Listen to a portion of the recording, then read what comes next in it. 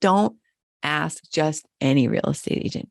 You want a real estate agent who also invests and one who understands the market, and not just the market like CSNBC understands it, the micro trends that are happening in your area, right?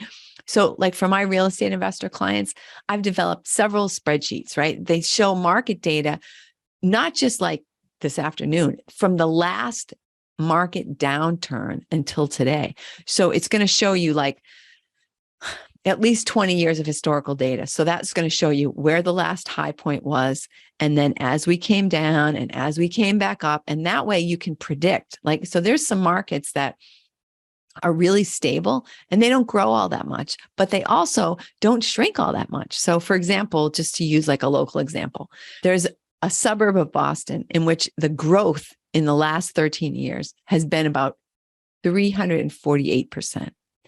And the growth in another part of town has been closer to like 150%. So great growth, right? In both markets, great growth. But the downturn in the market that had like 248%, their downturn in the last market was like 70%, whereas the other neighborhood was like 5% or 20%, right? So you might want to sell the property that you have in this market that's a lot more volatile, but that you had great growth in that market, but now it's time to sell it.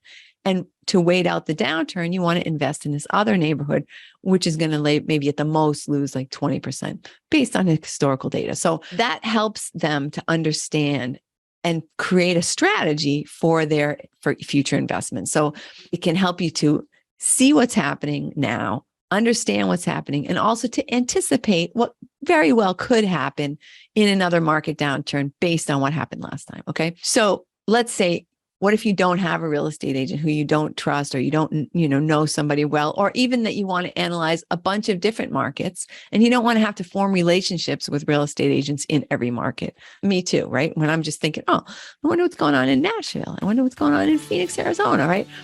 You can get some great general information simply by doing searches on real estate sites like Zillow and Realtor.com.